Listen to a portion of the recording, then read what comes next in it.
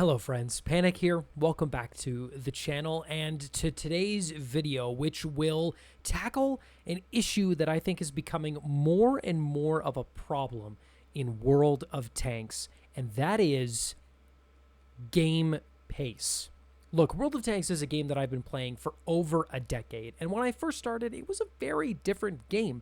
There was less speed to it. DPM was much more average. You didn't have ridiculous games that were over in 2 minutes unless you were playing at really low tiers. But as you're about to see in today's video, that is not so much the case anymore, and I'm sure that you've experienced that yourself too. And so I wanted to highlight the contrast that is created between a game that is over in a matter of minutes and a game that is way more close and dynamic, and how the contrast between the two is so ridiculous. And there's a lot of similarities between these games, but the results are truly staggering. So let's just get into it with the first game. Okay, so we are rolling out. It's me, my buddy Merc. We're on Oyster Bay. This is a tier 10 matchup on one of my favorite tanks at tier 10 right now. I was really struggling with the BZ-75 for a while, but I've started to hit my groove with it. Unfortunately, not so much in this battle. So the thing with this map is usually how it works are the heavy tanks go to the 8-9 line, the mediums go to either the middle or the left side of the flank. However, as you're about to see, that is not the case with this particular round. Now, I have absolutely no idea with people making plays that are different or are kind of exciting and change the pace. However, the result of the enemy team's play is that this game is a complete unmitigated disaster for me, my buddy Merc, all of us. And I would say it's just not that fun. So we are just over 1 minute into this game already, and it is starting to snowball because the enemy team have prioritized the middle. They have more speed. The medium tanks got there. The heavy tanks got there. And now what? We're less than 2 minutes in, and we're already down 4 tanks. And so this is brutal because I have made it to my position where I feel like I can put out a good, strong game, but I can't even actually do anything. And now I'm trying to readjust and get into a position to address the enemy team, and yeah, I can't do that. Now, thankfully, thankfully that did happen. This is the redeeming factor of this game. The 121B is sent back to the garage. But this is just starting to descend into madness. I mean, I can't even respond to the enemy team's action in time. And that's a few things. This tank is generally pretty slow. Even if I had used rockets to get into position here, it wouldn't have really mattered all that much, because while my friends in the IS-7 and in the VZ get into a position where they can create a crossfire, they're dead. They get killed. The enemy team is already ahead of us. They're already thinking what we're going to do, how we're going to respond. They're reading the map better, and this game is done. This game is over. In less than 5 minutes, the outcome has already been decided. And here's the thing. I don't want to make it seem like, oh, you know, I got a bad team. It's their fault. This is awful. Like, blah, blah, blah. No. I'm not so much complaining about the fact we lost this game. They outplayed us. They made better moves and better decisions than we did. But this isn't fun. Because the thing is, you can have games that are losses in World of Tanks, and they can be fun. You know, they can be hard-fought battles that feel rewarding to go through. This was not one of those games. And you know, if one of these happened once or twice a play session, that's one thing. But the problem is that the speed at which battles are being decided just seems to be going up, and the frequency of which these games are happening is just almost endless, at least in my experience. And so at this point now, I'm just trying to get a little bit of extra damage in. I know this game is over, but look at this. We are completely surrounded. They are absolutely everywhere. I get killed by artillery. And in the course of less than 5 minutes, in 4 minutes and 30 seconds, the entire, 27,000 hit points we had, all 15 tanks, gone. Just like that. And there's a couple of reasons for that. You know, the enemy team played better. They had better positioning. But we never stood a chance. you know? And I looked up the win rates of these players on the enemy team. They had a better team, and that's, you know, matchmaker, but also the heavy tanks they had are better suited for the faster speed engagements than we had. And that's it. That's all you can do. And I think the real reason I wanted to highlight this is, you know, I didn't even really have a chance. I got to my position to do my thing. Nobody was there. I repositioned to try to address, and the enemy team was already so far ahead of us that it was game over. And, you know, this is the kind of loss that sticks with you. This is the kind of loss that makes you want to turn the game off for a bit. And I probably should have, because I went to lose like 7 in a row after this game. But man, oh man, does this kind of game suck. And, you know, if you were showing somebody World of Tanks for the first time and you show them a game like this, what would you do? I mean, would you just, like, do you think they would want to play with you? Do you think they would want to download the game? This is the experience? It's brutal. But thankfully, I have another game to show you today that is remarkably similar to this one, except the flow, the pacing, and the outcome are so different, and it provided me with one of the most entertaining battles of World of Tanks I've had in a really long time. Okay, so we're back on Oyster Bay with myself in the BZ-75 and Merc in the VZ-75. This is the same scenario, very similar matchup in the teams. We've got a much more traditional heavy tank laid out with the IS-7, the Mouse, and the 452K. You know, these are some of the heavier boys versus the 60P, BZ-75, and Mouse. Like, this is a pretty standard, I would say, balanced tier 10 matchup, and it's the same map. So, but the difference you're going to see in the flow of this game is ridiculous, because I don't want to say it flows as it should, but it just goes in a way that was so entertaining and refreshing.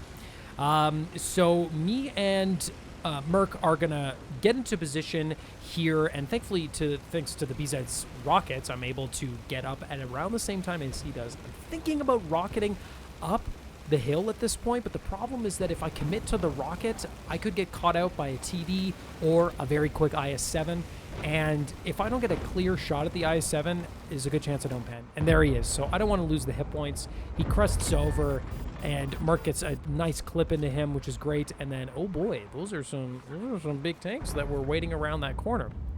The Hori misses a shot there, and I'm thinking, do I push the IS-7 here? I gotta kind of wait for reload.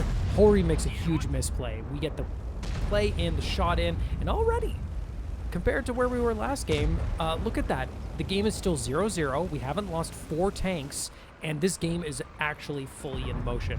Now, I thought that the Yag had fired there. He clearly did not. He's able to get a shot right through me there. I'm probably just either through the lower plate or through the turret. There you go. You can see it right there. And that's definitely not great. However, this thing's hit points are good, and I'm okay to put the pressure up.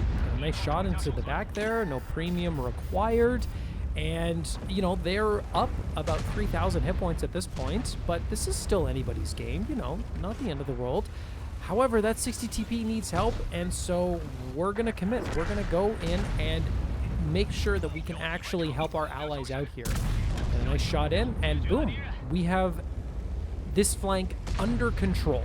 However, the middle is not. Now, the thing with Oyster Bay, I'm sure you've noticed this too. If you ever watch replays that people highlight of guys doing, you know, 10,000 damage or winning a 1v6, it happens a lot on this map. And it almost always happens because these players are in the middle. It is such a fantastic position. You get great vision of the whole map. You have such good map control from there. You can adjust to flanks really quickly. And so them holding that position is a problem. Now, here's the thing. We're up on tanks, but we're down on hit points. So we need some big plays here to keep us in the lead. And we can't take our foot off the gas here. We have to keep this going because this is starting to look a little rough, especially with them holding the middle. So we got to win this fight. So I tell my buddy, I'm going to go down the hill here. We need to get, and I'm going to flank. And oh my lord, there's an FV. I would rather not lose all my hit points to 2 tanks in one game. But we got to make a play here, because the problem is that my buddies have very few hit points, and there's a big gluttony of hit points in front of us. But I want to see if I can take this guy out. It seems like the shot just went right through his turret there, probably to the left. This thing is incredibly unreliable at medium to long range, so whatever. But he's clearly not looking, so I decide to use the rockets, get up, and let's go for it. We got to commit. We got to do something here. The FE is trying to use it, but thankfully, I use the rocks to push me so I can straighten out. I got a fire, and then it's incredibly important here. Take a look at the hit points. We got a mouse on 1300. We've got an FE on 793. I am not going to be able to kill that FE in one hit. Not with this thing's gun. However, neither is my buddy in the VZ. He's got to hit the mouse with 2 clips. So this is rough. We need the light tank to come help us. We need some kind of miracle. However, the fire starting there definitely helps. So I'm waiting here. The VZ gets a ridiculous ammo rack for 878, and then the light tank, the Sheridan, comes in clutch. I can now bring this guy down, and that's huge. We have secured this flank. The Sheridan comes in ridiculously clutch, and the great RNG with the ammo rack on the mouse ensures that the VZ doesn't die, and I don't lose a bunch of hit points in the process. Now, at this point, though, it's still tight. We're up on hit points. We're up on kills. However, you can see how bad this thing's turning radius is with the rockets. I wish they kind of adjusted that a little bit. I'm worried that we're going to get flanked by that TVP, because if the TVP holds there, he can adjust to where we're going. But, I almost fell out of my chair there, getting the Vickers out of the game, who's on pretty much full health hit points, is a huge problem. That tank's got great vision, great speed, good camo, and a very punchy gun, especially up against a tank like this, which absolutely needs to hit all of its shots. And, you know, a missed shot in this thing can be detrimental because its armor is not incredible and its DPM is really mediocre. So we're going to try to get a flanking play on the middle here, but I'm still waiting. Can we get a nice shot on this Vickers? And absolutely ridiculous shot. Look at that. In seconds, a full health tank is gone, a clutch shot from me, a clip from the VZ and artillery. That was beautiful. Merc and I were howling at that play. Now, can we do the same on this EBR? He stops for some reason. I low roll, but I hit him. The shots have finally missed. You know, the RNG gods are, you know, recuperating my losses from those shots from earlier. But this is huge now. We have essentially secured the win there. Getting that Vickers out of the game just like that and putting the EBR to a point where he can't be so aggressive and use his hit points, we are now in control of this game. I say, let me go first. I've got more than enough hit points. I'm looking good. We're both at a high amount of damage. This is going well. Let's finish this. Let's take control of the middle. And you will see, and you'll note that while this hasn't been a particularly long game of World of Tanks, it's been a tight one. It's been a hard-fought one. This win is going to feel so incredible if we can get it. Now, the 450-2K is in a great position. I can't quite get the shot. I'm not sure why I decided to fire there. I'm a little trigger happy. I'll admit it. Now, I decide that I'm going to try to flank around, but I have to break on the corner here. Now, I'm thinking that I'm going to come face-to-face with the TVP. However, the Sheridan comes in clutch again and helps me out. Unfortunately, though, Merc is unable to take the 452K out of this game. And so it's up to me and the Gorilla, who thankfully is not camping. He's coming to help. Now, that EBR has killed our artillery. Is he going to get on the cap? Well, let's see. Let's see if I can get a shot here. I really need to bring this guy down because I can't kill him in one hit, and the Gorilla probably can't either. So this is a really important shot here to make sure, and absolutely amazing. It's a low roll, but it goes through that thick lower plate armor. The Gorilla comes in hyper aggressive to finish the job, and now we're just waiting for that EBR. I'm wondering, is he going to flank? He's going to drive into me. And just like that, in not 3 minutes, we did 5,500 damage. We get 3 kills. Merc puts up 2. We did almost 10,000, more than 10 damage between us, more than 10,000 damage between us. And this is a hard-fought game. 15-2 with only 2,600 hit points remaining. This is what I mean. This is what I want. And the thing is, like, there was still plenty of time in this game. The problem isn't so much that the game is so fast, it's the way that these fast wins and losses are tending to happen. They're stomps, they're rollovers, you're just going through, and you can't actually really take time to enjoy the game. This was an example of a fast-paced round of World of Tanks that actually felt dynamic, interesting, and rewarding to play.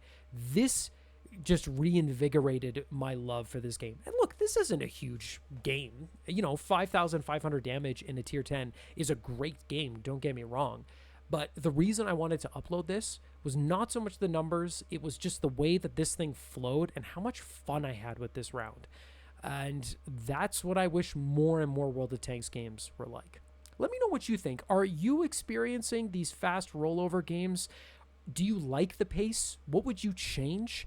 And what do you want to see next into 2025? Because there's some big rumors about matchmaker changes and some new maps that could really affect the pace of this game. Anyway, it's good to be back. Thank you for watching. Take it easy, take care, and have fun tanking, my friends.